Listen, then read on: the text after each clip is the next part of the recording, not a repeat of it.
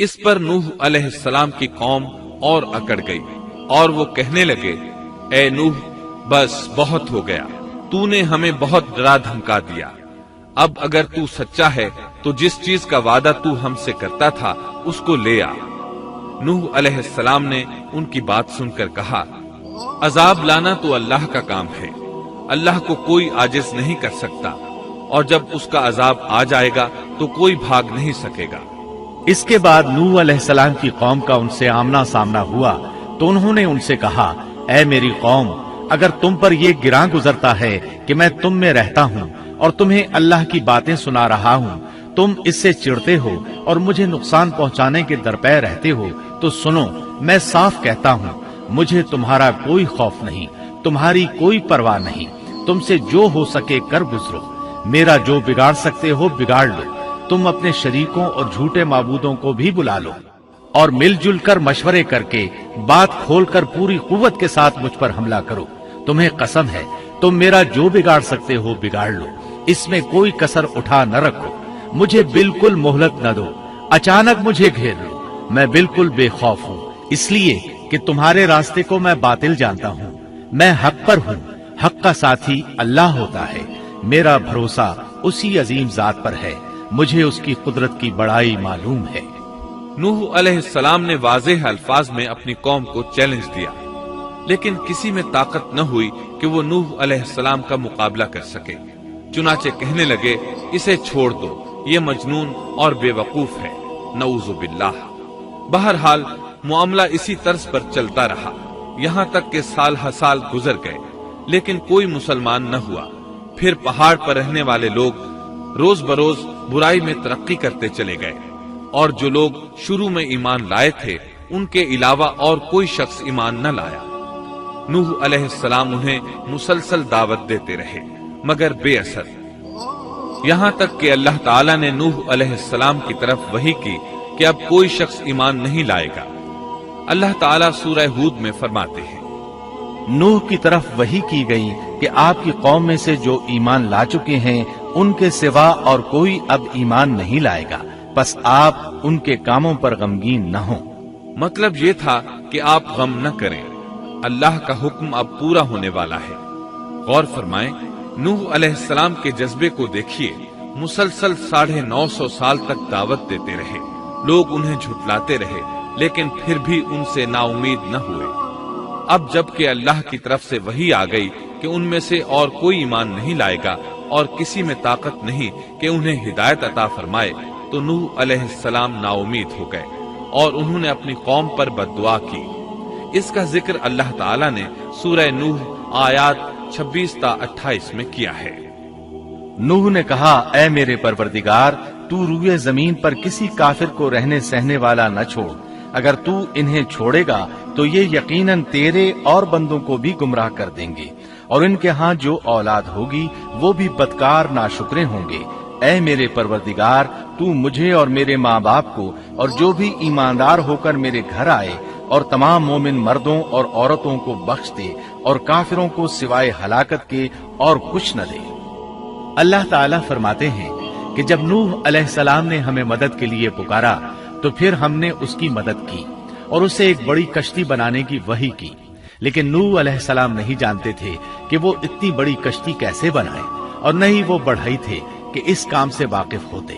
اس لیے اللہ تعالیٰ نے ان کی طرف یہ وحی کی کہ ہماری آنکھوں کے سامنے اور ہماری وحی کے مطابق ایک کشتی تیار کرو۔ اللہ نے وحی کے ذریعے ان کی رہنمائی کی کہ وہ اس طرح کریں، اور مزید تعلیم کے لیے جبرائیل علیہ السلام کو بھیج دیا، وہ انہیں بتلاتے گئے کہ اس طرح کشتی تیار کرو۔ نوح علیہ السلام ایک پہاڑ پر رہتے تھے، ان کے ارد گرد درخت نہیں تھے، نہ پانی تھا، چنانچہ انہوں نے بہت سے درخت اگائے، پھر ان کو کاٹا اور پہاڑ پر بیٹھ کر کشتی تیار کرتے رہے۔ آپ بڑے بڑے تختے بناتے اور لوہا لاتے اور ان سے کیل تیار کرتے، پھر ان کیلوں کو تختوں میں ٹھوکتے، آپس میں ان تختوں کو ملاتے، یہاں تک کہ ایک بہت بڑی مضبوط اور دیو ہیکل کشتی تیار ہو گئی۔ ایک روایت کے مطابق نوح علیہ السلام نے اس کو 100 سال میں تیار کیا۔ یہ تھی وہ کشتی جسے نوح علیہ السلام نے اللہ کی ہدایت کے مطابق تیار کیا تھا۔ सूरतुल कमर आयत 13 में इरशाद होता है, और हमने नूह को उस कश्ती में सवार किया जो तख्तों और कीलों से बनी हुई थी।